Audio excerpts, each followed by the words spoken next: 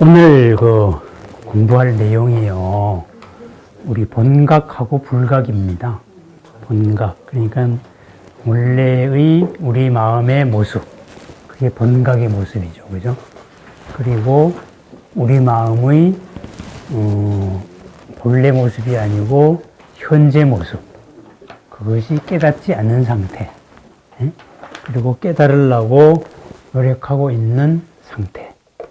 그래서 우리 현재 마음하고 우리 원래 마음하고 그것을 조금 앞에 총론에서 약간 더 깊게 한번 얘기를 해보자.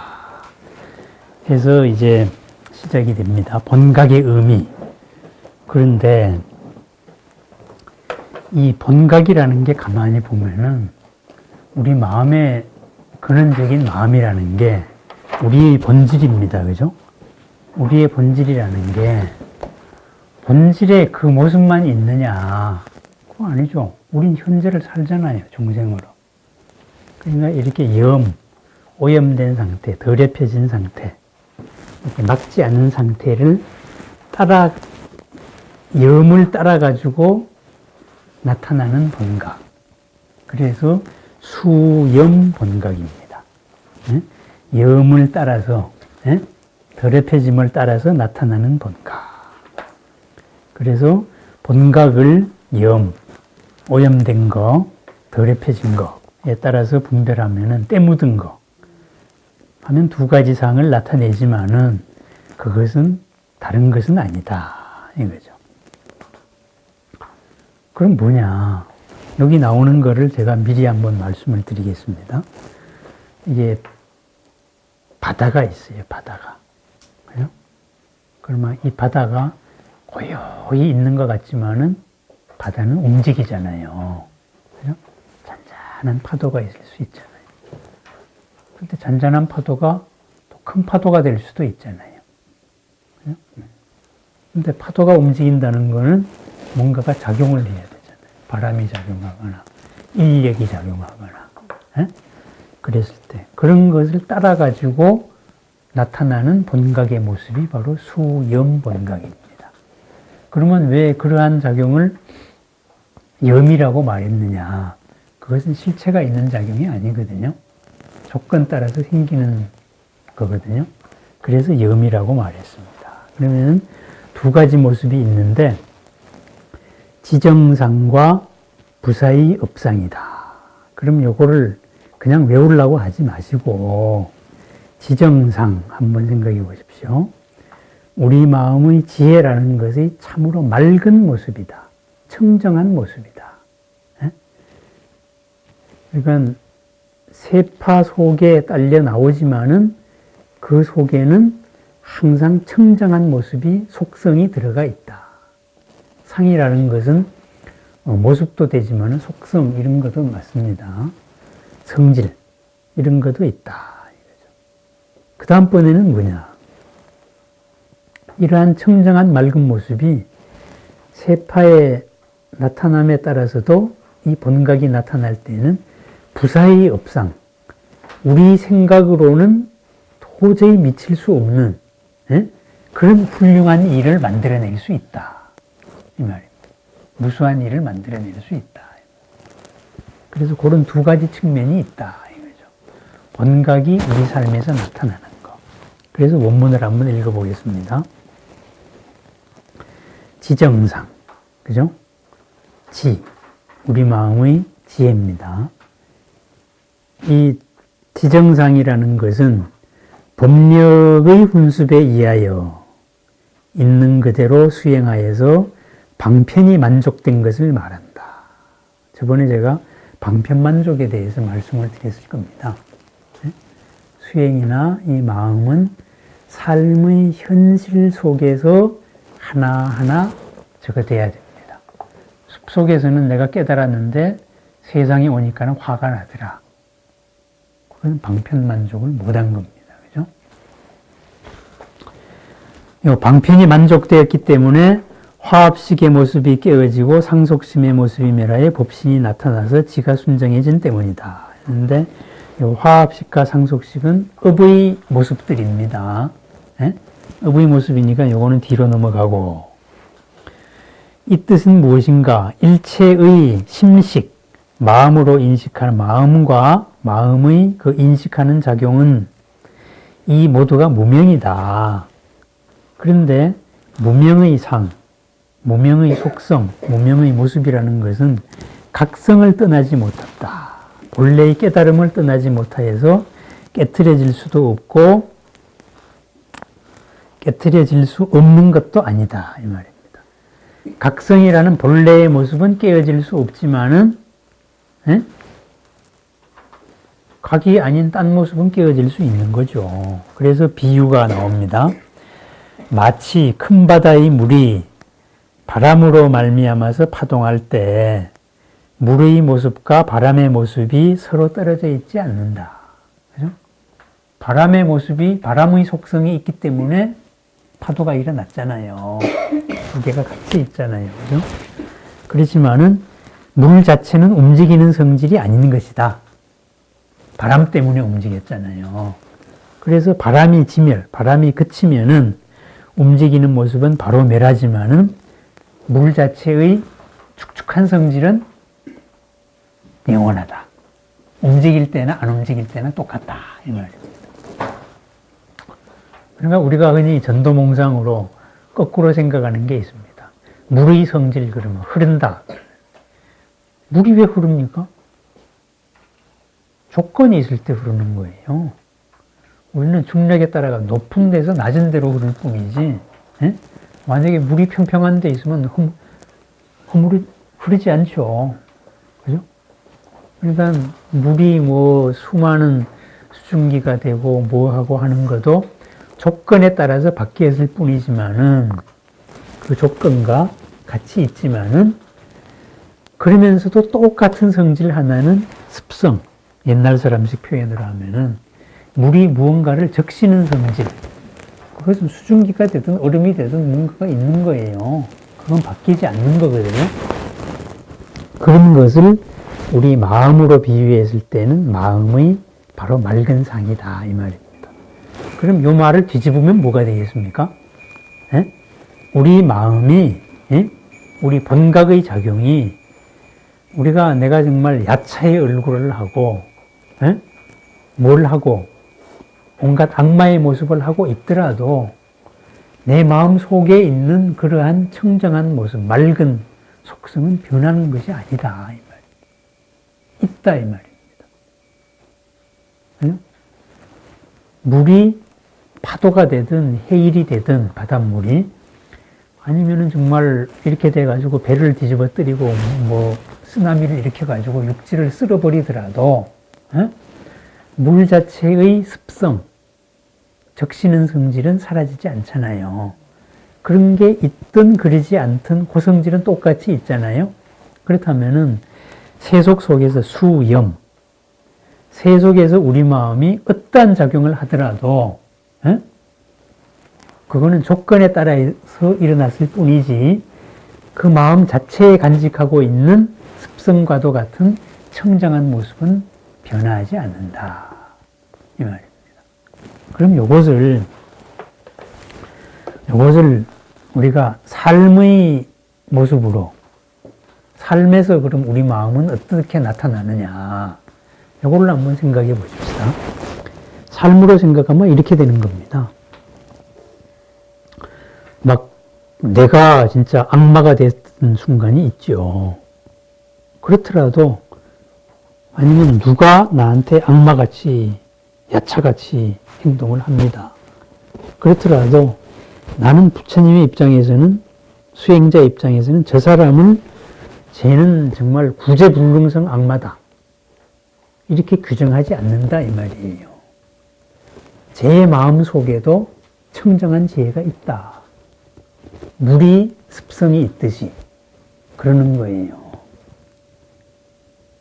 근데 이런 말은 지금 지정상 그러니까는 딴 데서 안 들어본 것 같지만은 사실은 우리가 무수히 들어온 얘기예요. 뭐냐 하면은 저번 시간에 말씀드렸던 무학대사가 임금님은 부처님 얼굴입니다. 부처의 속성이 있으니까. 또 법화경이나 이런 데 보면은 상불경 보장이라고 있어요. 누구나 만나가지고 나는 당신을 가벼이 여기지 않습니다. 당신은 부처가 될 사람이기 때문입니다. 그러면 사람들이 저 새끼가 날 놀린다고 막 돌멩이 던지고 팬다고, 에? 내가 어떻게 감히 부처냐 임마 이러면서 저 무슨 뭐 맨 땡중이 하나 와가지고 나 놀리고 있네 이러면은 돌멩이 맞는 거 도망가서도 나는 당신들을 가볍게 여기지 않습니다. 부처가 될 사람들이기 때문입니다. 그 말도 그겁니다. 당신들이 어떠한 행동을 하든지 간에 지정상의 모습이 있다 이거예요. 그러면 이걸 말을 바꾸면 또 뭐가 될까? 우리가 많이 들어왔던 말로. 이게 일체 중생 시류 불성입니다. 모든 생명은 부처님의 성질을 갖고 있기 때문에 일체 중생은 누구나 부처가 될 수 있다. 깨달을 수 있다. 그 말입니다. 이게. 지정상이라는 말이. 어떠한 상황에서도 물이 축축한 성질을 한 번도 벗어난 적이 없는 것과 같이 우리 마음은 수염, 세속의 환경 속에서 어떤 상황에서도 한 번도 본래 부처님의 모습을, 청정한 지혜의 모습을 벗어난 적은 없다. 이게 바로 요 본각의 세속 속에 나타나는 지정상의 모습입니다. 그러면은 이것이 나타나면은 그 다음에는 뭐가 나타나겠습니까? 이 청정한 성질이, 맑은 성질이 이건 이제 속성이라 그러면은 구체적으로 무엇을 할 수가 있는가? 우리 세속 환경 속에서 그 얘기가 나오는 게 바로 부사의 업상입니다. 생각으로 미치기가 불가능한 업의 속성을 가지고 있다. 업이다 그랬을 때 업이다 그러면은 한마디로 이렇게 정의하시면 됩니다. 제가 이제 강의 시간에도 말씀했다시피 의도를 가졌던 행동입니다.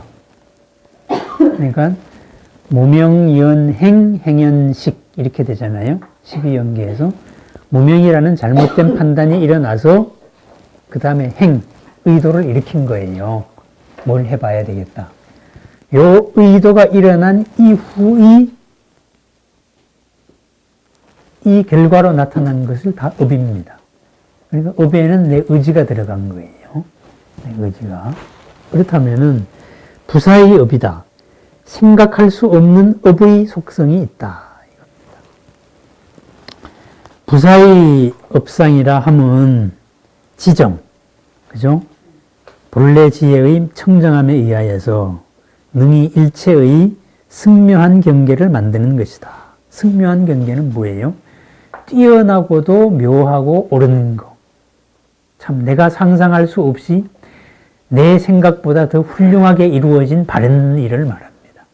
그러한 일을 만들 수 있다. 이른바 무량한 공덕의 상은, 공덕의 속성은 항상 단절됨이 없이 중생의 뿌리, 중생의 근기에 따라서 자연히 스스로 그러하게 응하여서, 상응하여서 여러 가지로 나타나서 이익을 얻게 하기 때문이다. 마지막 구절이 이익을 얻게 하기 때문이다. 한자로도 봐도 종종이연 득이익고 이렇게 되어 있습니다. 훌륭한 업이란 뭐냐? 어떤 상황에서도 이익을 얻게 하는 겁니다. 나도 이렇고 남도 이렇고. 절망을 일으켜가지고 내가 죽을 상황에서 그것이 상대도 나도 이로운 일로 바뀌는 겁니다. 그런데 그러한 능력이 지정상에 있듯이 그 지정상이 현실에서 이루어질 수 있다. 그게 바로 부사의 업상입니다. 현실에서. 그래서 저번 시간 같으면은 제가 예를 들었던 게 바로 그겁니다. 고 정주영 회장의 회사가 망했다 이거예요. 불타버렸다. 그럼 누구나 이거는 절망의 상황이에요. 그런데 이 사람은 나는 이걸 극복을 한다. 할 수 있다. 이렇게 해서 그 절망의 상황을 돈 빌려준 사람도 돈 안 띄고 나도 사업을 번창할 수 있는 계기로 바꿨잖아요. 그게 부사의 업입니다. 왜? 지정이기 때문에. 에? 본래의 공덕을 현실의 의지로서 바꾼 거예요. 그런데 내가 이 현실의 이 조건들을 가지고 여기에 매몰되면은, 갇히면은 부사의 업상이 못 나타나는 거예요. 하지만은 언제나 어디서나, 그죠? 단절됨이 없이, 무량한 공덕의 속성은 항상 단절됨이 없이 중생의 근기에 따라서 스스로 그러하게 항상 응하고 있다. 있다 이겁니다. 그러면 우리는 보통 조건을 주면은 이 조건대로 이제 결과가 예측되는 삶을 살고 있습니다. 우리가 중생의 한계 속을 살고 있기 때문에 그렇습니다. 우리가 공통된 시대에 배운 학습 방식, 생각 방식이 비슷하기 때문에 쟤는 이렇게 하면은 분노를 하게 돼 있어. 그럼 분노를 하면은 어떻게 하게 돼 있어? 쟤는 이렇게 해주면은 들뜨게 돼 있어. 칭찬을 하면. 들떠가지고 쟤의 뭐를 만족시켜주면은 뒤통수를 칠 수 있어. 이런 식으로 다 있습니다. 우리 뭐 마케팅 책에도 나오고, 뭐에도 나오고, 상대의 마음을 움직이는 방법으로. 그런데 그런 패러다임에 걸리면은 조건 속을 우리가 못 벗어납니다. 그런데 그런 패러다임에 내가 흔들리지 않으면은, 좋은 거는 좋은 대로 받고 끊임없이 만들어낼 수 있는 거예요. 상대방의 이거에 걸리지 않고 오히려 상대방을 더 이롭게 만들어줄 수가 있는 겁니다. 그러다면 어떻게 되겠습니까? 내가 내 고집을, 내 방식을 주장을 하면 그거는 이제 부사의 업상을 내 스스로 막고 있는 거죠. 지금 떠오르는 내 선택의 방식은 내 생각으로는 최선이라고 생각하는데 사실은 이건 최선이 아니고 내 지난까지, 어제까지의 생각 속성이 만들어낸 어떤 한 방법, 수많은 방법 가운데, 업의 방법 가운데 하나일 뿐입니다. 근데 그거를 내가 상대한테 강요를 하는 거예요. 그죠? 부사의 업상을 맞습니다. 또 내한테도 강요를 합니다. 그러면은 요 부사의 업상의 반대말이 뭐가 되겠습니까? 아니, 요거를 현실로 표현하면, 반대로 표현하면. 현실에 사는 우리 꼬라지는 이렇게 못 살잖아요. 그죠? 나는 절대 그렇게 못해. 뭐 이런 식으로. 그러니까 내 스스로를 막고 있는 것은 나밖에 없는 겁니다. 업이라는 생각밖에 없는 거다 이거예요. 누가 나를 그렇게 한계 짓지 않았습니다. 누가 날 한계 짓는다 그래서 내가 그 말 듣지도 않습니다. 당신은 이런 놈이니까는 뭐 나쁜 놈이야. 이렇게 세뇌를 시키려고 그래도 내가 그거 안 받아들여 버리면은 나한테 안 통하는 거예요. 근데 내가 그걸 받아들인다는 건 내 스스로도 그렇게 인정을 한 거거든요. 그죠? 내가 인정을 했기 때문에 그걸 받아들이거든요. 그러니까 내가 내 스스로를 한계 지어버린 거라고요. 근데 나는 사실은 본질은 지정이고 할 수 있는 능력은 부사이다. 부사의 업이다. 지금 이걸 말하고 있는 겁니다. 본각이. 우리의 본래 모습이 그렇다. 그러니까 그것을 우리가 지금 지정인 것을 안 믿고 부사의 업이라는 것을 지금 실천을 못하고 있을 뿐이에요. 그래서 기도하는 겁니다. 그래서. 있는데 안 보이니까는 이걸 보이게 해주세요. 그렇게 해서 그것이 짠 하고 보이면은 그게 기도 갚이죠. 못했던 게 이루어지잖아요. 그죠? 그래서 그것이 바로 승묘, 훌륭하고도 묘하다는 거예요. 묘하다는 것은 바른 일인데 내가 생각하지 못했던 그 뛰어난 걸 말하거든요. 그래서 원래 이 묘자는 바를 정자하고 같은 겁니다. 옳은 거하고 같습니다. 그러면은 이러한 지정상과 부사의 업상, 현실에서 그렇게 작용하고 있다 이거지. 그것을 가장 본질을 그것에 현실에서 작용하는 거 이전에 그 본바탕의 성질, 속성 이런 거를 한번 따져보자 하는 게 성정본각입니다. 네? 성정. 성품으로서의 바탕 성질로서 청정한 본각이다. 아까 것은 수염이니까는 세속 환경 속에서 나타나는 본각이었잖아요. 이것은 그 바탕에서의 본각이다. 했을 때 이 본각의 속성을 네 가지 거울로서 표현을 했습니다. 그죠? 다음에 각체상의 상이라는 것은 네 가지 큰 뜻이 있다. 그래서 흑온과도 같고 맑은 거울과도 같다. 흑온과도 같다는 것은 뭡니까? 흑옹이라는 표현이 잘 나옵니다. 근데 그 흑옹이라는 건 텅 비어서 없다 이런 개념이 아니고 걸림이 없다 이 말입니다. 흑옹이 끝없이 엄청나게 크지만은 걸림이 있습니까? 모든 것을 다 수용하잖아요. 근데 별도 달도 그 흑옹 속에 있습니다. 온 우주가. 하지만 걸림없이 다 수용하거든요. 그것을 맑은 거울과도 같이 비유할 수도 있다. 그래서 그 성질을 거울로서 한번 비유를 해보자 했을 때 첫 번째가 여실공경이다. 그죠? 있는 그대로 실답게 실과 같이 비어있는 거울이다. 이건 뭐냐? 모든 마음의 본체는 경계상을 멀리 여의어서 나타낼 만한 법이 없다. 이 마음은 흑온같이 모든 걸 다 포괄하고 있기 때문에 있는 그대로 모든 것을 다 비춘다. 대상으로서 이 마음과 이 마음에서 내 생각으로 하는 대상으로서 딴 무엇이 있다. 나는 선이고 저 새끼는 악이야. 우리는 정의의 무리, 저기는 불의의 무리. 이런 대상으로서의 이런 거는 없다. 그죠? 그게 대상으로서 이게 없다 하는 것이 경계상을 멀리 여의었다 이 말입니다. 대상으로서 나타낼 만한 법이 없다 이거죠. 그렇기 때문에 각조의 뜻이 아니다. 깨달음이 비추는 뜻이 아니다 이 말입니다. 뭐냐? 깨달음 자체입니다. 깨달음이 무엇을 비춘다고 하는 것은 대상이 있어야 비추는 거거든요. 깨달음에 상대하는 대상이 있어야 되는데 우리는 흔히 그런 대상을 원합니다. 그죠? 저기 한 놈이 있어야 저것만 패야 내가 모든 게 쉽죠.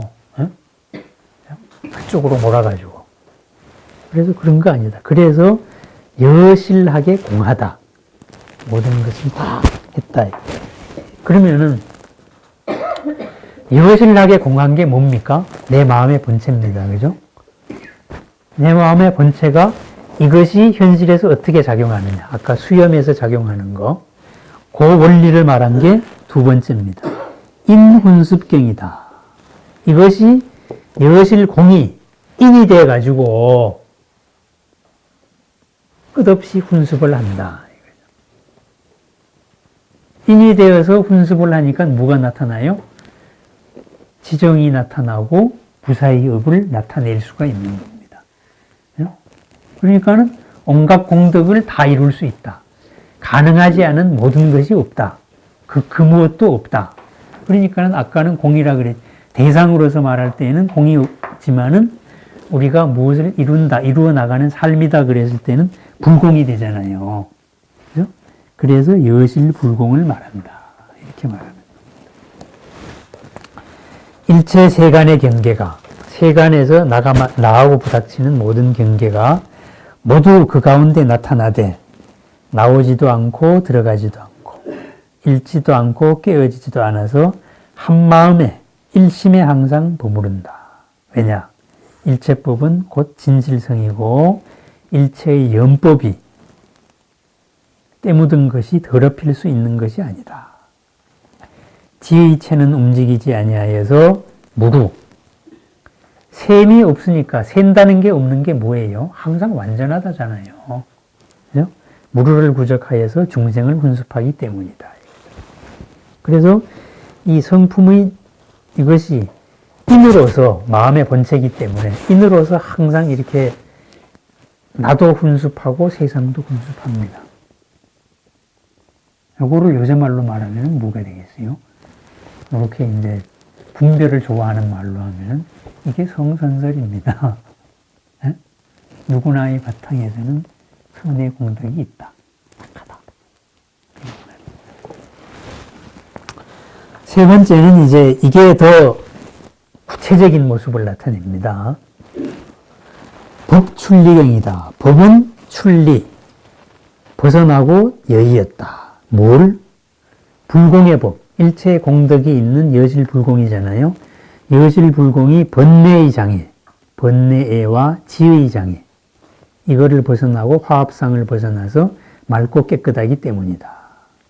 여기 번뇌애, 지애, 요거는 요 뒤에 설명을 해야 됩니다. 예? 왜냐하면 어떤 이제 번뇌의 장애이기 때문에 욕심의 장애, 뒤에 나오는 구체적인 교리입니다.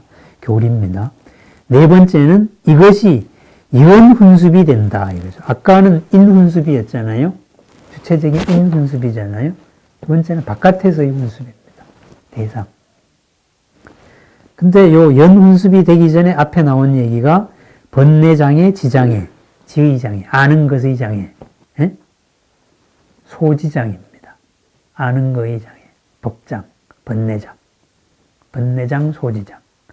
이렇게 해서 두 가지 장애, 그래서 이장이라고 그랬거든요. 그 장애 때문에 대상이 있단 말이에요. 소위 말해서 적이 있단 말이에요. 그래서 연을 훈습한다 해서 연훈습이라고 했습니다.